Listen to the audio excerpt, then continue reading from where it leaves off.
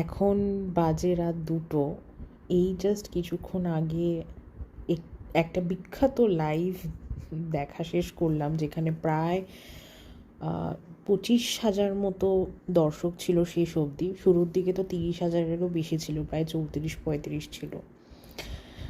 তো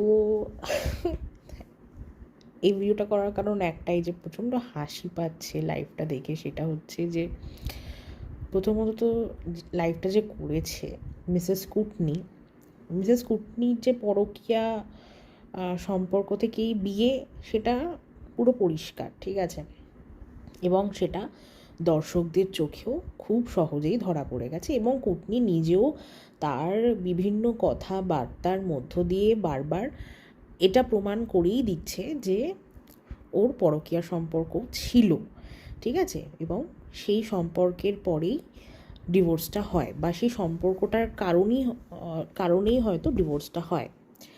এবার ও যখন দেখলো যে ওর কাচ্চা চিট্ঠা সব চলে আসছে কিছুটা, তার জন্য কিছুটা বলবো না, বেশিরভাগ দায় ওরই।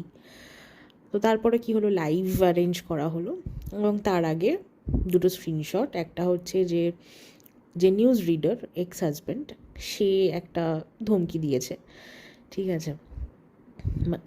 এবং একটা ট্রানজ্যাকশনের স্ক্রিনশট, যদিও যাই না, মানে ট্রানজ্যাকশনের স্ক্রিনশটটা দেখিয়েও কী প্রমাণ করতে চাইলো যাই না। ও তো বললো 16 লাখ টাকাও শোধ করেছে।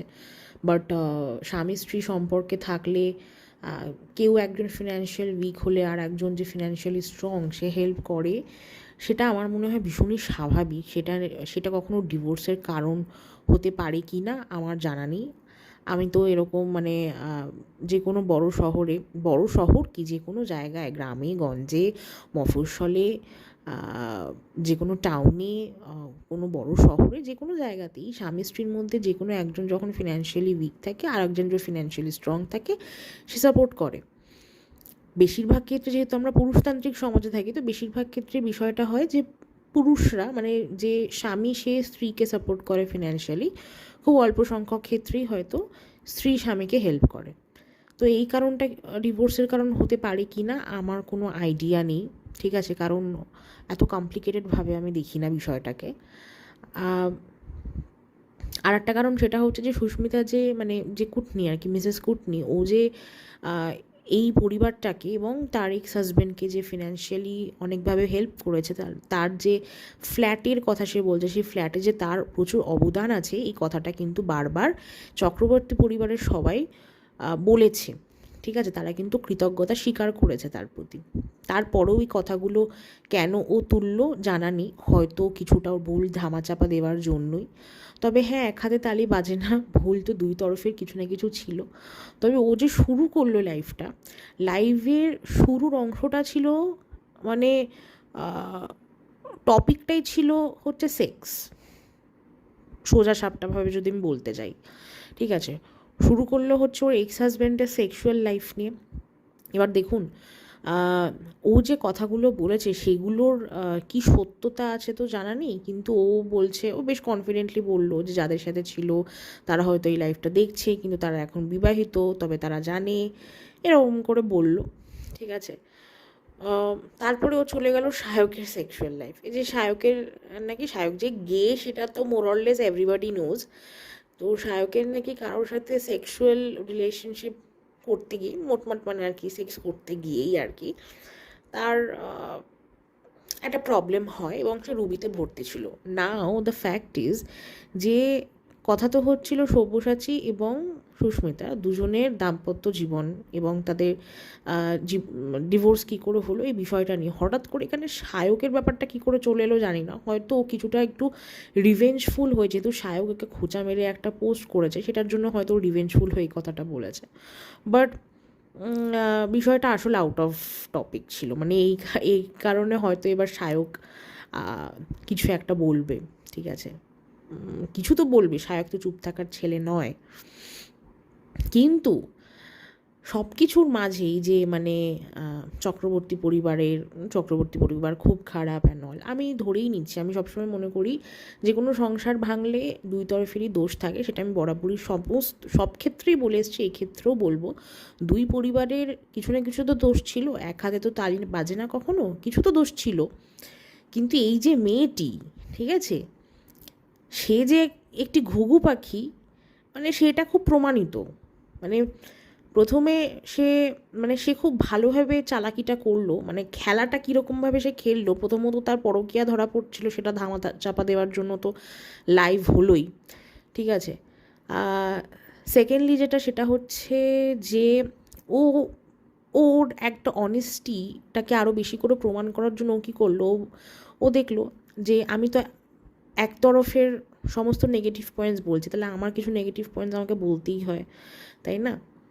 তো ও নিজের নেগেটিভ পয়েন্টসগুলো যখন বললো, প্রথমে ও বলা শুরু করলো ওর এর আগেও একটা বিয়ে ছিল, যেটা মানে সবাই বলছিল 3টে বিয়ে। আমি ভাবলাম মনে হয় এটা, মানে ভাবছিলাম রিউমার, দেখলাম না এটা সত্যি। আবার যারা যারা বলেছে 4টে বিয়ে, তারাও সত্যিই বলেছে আসলে। তো প্রথমে 3টে বিয়ে দিয়ে শুরু করি। তো বললো প্রথম যে বিয়েটা, সেটা নাকি ব্যাঙ্গালোরে বিয়ে হয়েছিল, তাকে বিয়ে করে এনে যাকে বিয়ে করেছিল তার একটা সম্পর্ক ছিল, এবং তার বাবার আসলে একটি বাঙালি মেয়ে দরকার ছিল, তো তাকে বিয়ে করে এনেছে। আচ্ছা, সেখান থেকে সে তার বাবার মানে সুস্মিতা তার বাবার সাহায্যে সেখান থেকে পালিয়ে যায়। তো সেই বিয়েটা টার্মিনেট হয়ে যায়। সেকেন্ড হচ্ছে সব্যসাচী।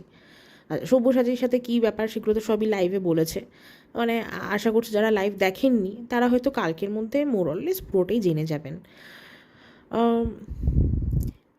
এইগুলো বললো প্রথম তো, বলার পর যেটা মানে সবাই বলছে, ইভেন আমারও মাথায় এলো, ভাই দুটো বড়ই খারাপ, মানে 2বার বিয়ে হলো, 2বার সংসার হলো না, দুটো বড়ই খারাপ। এবং দুটো সংসারের ক্ষেত্রে বা দুটো বিয়ের ক্ষেত্রে ও যে গল্পগুলো, মানে আমি জানি না, সেটা আমি আবারও বলছি, আমি জানি না সেটা রিয়েল লাইফ স্টোরি নাকি ও বানিয়ে বলেছে, আই ডোন্ট নো, ঠিক আছে। আমি যদি ধরেও নিই যে রিয়েল লাইফ স্টোরি, পুরো বিষয়টাই ফিল্মি, মানে দুটো ক্ষেত্রেই দুটো ইনসিডেন্টই পুরো একদম ফিল্মি, মানে মুভিতে যেটা আমরা দেখি পুরো এরকম সেম। মানে ও অভিনেত্রী হতে চেয়েছিল, ওর জীবনটাও কি মানে ওই অভিনয় জগতের মতো, রূপলী পর্দার মতো, গড নোজ। তার কিছুক্ষণ পরে ও আবার বলল যে তার আগেও একটা বিয়ে ছিল, জানি না সেটা কাউন্ট হবে কি না, বললো ছোটোবেলায় একটা বিয়ে হয়েছিল, মানে সেটাকে যদি কাউন্ট করি তাহলে এই বর্তমান নিয়ে 4টে বিয়ে। তো তার কোনো বিয়েই টেকেনি, তার কোনো সংসারই টেকেনি। এবার প্রশ্ন হচ্ছে যে তাহলে কি এখন বর্তমানে যে আছে সেও টিকবে? অবশ্যই আমার তা আমি চাই না যে তার সংসার ভাঙুক বা কিছু, অবশ্যই চাই লং লাস্টিং হোক, এটা শেষ জীবন পর্যন্ত তার এই সম্পর্কটা থাকুক। কিন্তু ব্যাপারটা হচ্ছে যে এই যে ও বারবার বলছে না যে আমি সংসার চেয়েছি, আমি সংসার ভালোবাসি, আমি সংসার করতে চেয়েছি। তো ব্যাপারটা হচ্ছে যে সংসার ভালোবাসবে, সে সংসারকে ভালোবাসতে বাসতে, সেই সংসার চাইতে চাইতে অলরেডি 4টে বিয়ে করে ফেললো। মানে কোথাও গিয়ে, আমি নিজেও তো একটা মেয়ে, মানে আমার মনে হয় মোর অর লেস প্রত্যেকটা মেয়েরই সংসার করার একটা কিন্তু টেন্ডেন্সি থাকে, স্বপ্ন থাকে, ইচ্ছা থাকে, প্রবল ইচ্ছা থাকে, সে ওয়ার্কিং হোক কি ওয়ার্কিং না হোক, ঠিক আছে। প্রত্যেকটা মেয়ের কিন্তু সংসার করার প্রবল ইচ্ছা থাকে, ঠিক আছে। তো যার সংসার করার এত ইচ্ছা, তার মানে সংসার চাইতে চাইতে 4টে বিয়ে হয়ে গেল, মানে স্ট্রেঞ্জ।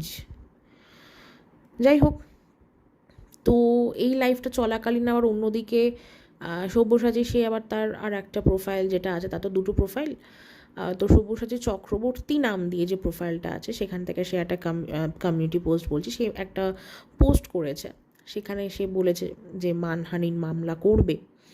লেটস সি কী হয়। কিন্তু অপরদিকে কিন্তু সুস্মিতা বলেছে যে ও কোনো আইনত স্টেপ নেবে না, কারণ সে মানে বিষয়টা সে সোশ্যাল মিডিয়াতেই এসে বলবে, সোশ্যাল মিডিয়া অবধি রাখবে, সে থানা পুলিশ এসব কিছু করবে না, সে বলেছে, ঠিক আছে। এবার পরে কি হবে না হবে সেটা তো পরের ব্যাপার। আর লাস্টলি আর একটা কথাই, সেটা হচ্ছে যে আমি একটু নাড়াঘাটা করে যেটা বুঝলাম সেটা এই যে, এবং আমি যেহেতু শায়কের ব্লগ, অনেস্টলি বলতে শায়কের ফ্যামিলি এবং ওর ফ্রেন্ড সার্কেলে মোটামুটি অনেকের ব্লগ আমি দেখি, সায়ক কিন্তু অনেক মাস আগেই বলেছিল যে এই যে মেডোকার্টের যে ব্র্যান্ড প্রমোশন সবার আগে ও পায়, তারপর গ্রুপের সমস্ত বন্ধুরা পায়, তার সাথে সাথেও সেটা সুস্মিতাকেও দেয়। ঠিক আছে, তো ব্র্যান্ড প্রমোশন থেকে বিষয়টা শুরু হয়। এবং এই যে এখন যে ও কো ফাউন্ডার ইভেন লিঙ্কডইন প্রোফাইলে ওর ডেজিগনেশনটা সিএমও হিসেবে দেওয়া। একটা বিষয় খুব ক্ল্যারিফাই করে দিই যে দেখুন, সবার পক্ষে এই সমস্ত না কর্পোরেট বা স্টার্ট আপের বিষয়গুলো বোঝাটা সম্ভব না, এবং সেটা খুবই স্বাভাবিক। ঠিক আছে, যারা এইসব ফিল্ডে নেই তারা বুঝতে যাবেই বা কেন, তাই না? তাদের তো এইসব নিয়ে কারবার নয়।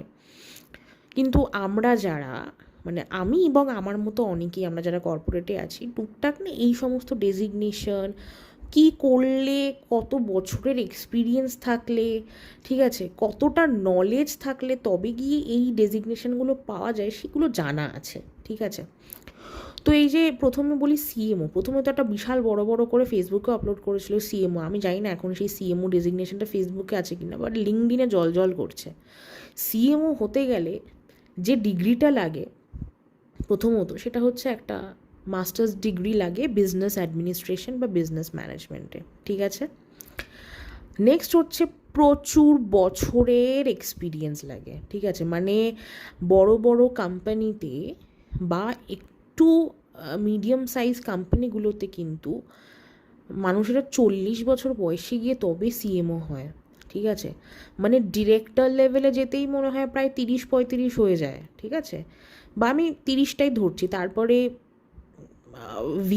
ভিপির আরও বিভিন্ন পোস্ট, দেন কামস সিএমও।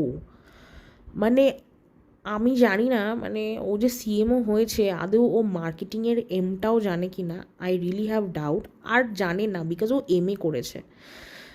তো এই যে সিএমও পথটা, এটা নিয়ে এতদিন ডাউট ছিল, কিন্তু এক্সপেক্ট করিনি যে ডাউট ক্লিয়ার এভাবে হবে। তো আজকে দিনে ক্লিয়ার ও কীভাবে পথটা পেলো। আর কোফাউন্ডারের যে পথটা, actually neither she nor her husband, none of them have the ownership of that company. They are not the owners of that company. ওই কোম্পানির ওনার এবং শেয়ার হোল্ডার দুইজন। ঠিক আছে, আপনারা ওই কোম্পানির নাম দিয়ে গুগলে সার্চ করলে পেয়ে যাবেন। ঠিক আছে, যে ওই কোম্পানির শেয়ার হোল্ডার্স কারা, ডিরেক্টরস কারা। ঠিক আছে, কত লাখ টাকার শেয়ার আছে। ঠিক আছে, সেগুলোও দেখতে পারবেন, গুগলেই অ্যাভেলেবেল, পাবলিকালি অ্যাভেলেবেল। ঠিক আছে, তো ব্যাপারটা হচ্ছে যে দে আর অনলি ফাউন্ডার্স অ্যান্ড কো-ফাউন্ডার্স, মানে জাস্ট একটা পদ দেওয়া হয়েছে তাদেরকে। ঠিক আছে, কিছু কাজ করার জন্য। ওকে, এবং এই যে মেয়েটির যে কো-ফাউন্ডার পদটা, এটা কিছুটা আমার মনে হয় এই সোশ্যাল মিডিয়া ব্র্যান্ডিং টাইপের। ঠিক আছে, কারণ অবশ্যই এত বড় একটা সোশ্যাল মিডিয়া পার্সোনালিটি, তার ফলোয়ারশিপ এত, তার রিচ এত। ঠিক আছে, এবং একে এরকম একটা পদ দিলে তখন মানুষ অটোমেটিক্যালি ইন্টারেস্টেড হবে, তাই না? তো এটা আমার মনে হয় এই পুরোটাই খুব, ওর ডেজিগনেশনটা is kind of a social media branding type of. তো অনেকেই ওনার ভেবে ভুল করছে। No, her husband is not the owner of that company, এটাই বলে রাখছি। ঠিক আছে, প্রথমে লজিস্টিক্স ম্যানেজার দিয়ে মনে হয় শুরু করেছিল, and then he got this founder designation. ঠিক আছে, এবং এই যে ওনার বা যে শেয়ার হোল্ডার, তাদের মধ্যে একজনের সাথে কিন্তু এই মেয়েটি, মানে মিসেস কুটনি, সে কিন্তু ভ্লগও করেছে। ঠিক আছে, মনে হয় ডিসেম্বর মাসে তার ফ্যামিলিকে নিয়ে। এনিওয়েজ, চারিদিকে এখন কন্ট্রোভার্সি, সে রাজনীতি বলুন, রাজনীতিতে তো হবেই, সামনে ভোট। ঠিক আছে, সোশ্যাল মিডিয়া ক্যারেক্টারের মানে কন্ট্রোভার্সি আর কন্ট্রোভার্সি। তো আসলে এই বিষয়টা নিয়ে সাসপেন্স ছিল 1 বছর, প্রচুর মানুষের মধ্যে অনেক রকমের প্রশ্ন, কী করে হলো, কী করে সংসারটা ভাঙলো। আজকের দিনে দাঁড়িয়ে প্রমাণিত হলো সংসারটা কেন ভাঙলো, কিসের জন্য ভাঙলো। এবং সত্যি বলতে, এই যে বারবার যখন বলে না যে সুন্দরবন থেকে এসছি স্ট্রাগল করেছি, মা সরকারি চাকরি করতো। ঠিক আছে, বাড়ির একটা ভালো ফিনান্সিয়াল কন্ডিশন থেকে উঠে আসা একটি মেয়ে, সে যখন বারবার স্ট্রাগল করেছি বলে না, তখন সুন্দরবনের এই যারা আসলে স্ট্রাগল করছে তাদেরকে ছোট করা হয়, ঠিক আছে? বিকজ আমার মনে হয় যারা সোশ্যালি ভীষণ অ্যাওয়্যার, তারা জানে সুন্দরবনে প্রচুর মানুষ দৈনন্দিন জীবনে কতটা স্ট্রাগল করে এবং সেখান থেকে কত ট্যালেন্টেড ছেলেমেয়েরা উঠে আসে। আই থিঙ্ক তাদের স্ট্রাগলটা রিয়েল। কে সেখান থেকে উঠে এসে কিছু বছর সাইড রোলে কাজ করে এখন সোশ্যাল মিডিয়াতে এসে সারাদিন হ্যালো গাইজ, হাই গাইজ, আজকে এটা খাচ্ছি, কালকে এটা খাচ্ছি, আজকে শাড়ি কিনতে যাচ্ছি, কালকে মেকআপ করতে যাচ্ছি, এই করে যে কিনা নিজেকে বলছে আমি এত বড় কিছু করেছি, মানে ওটা আসলে গরুর রচনার মতো হয়ে গেছে। আজকেও লাইভে অনেকবার বলার চেষ্টা করেছে, পুরো গরুর রচনা হয়ে গেছে, ঠিক আছে? মানে স্ট্রাগল বিষয়টাকেই খেলো করে দিয়েছে। এনিওয়েজ, দেখা যাক কি হয়। এখন তো মনে হচ্ছে পিকচার সবে শুরু হয়েছে, এখনও অনেক কিছু বাকি আছে। Let's see.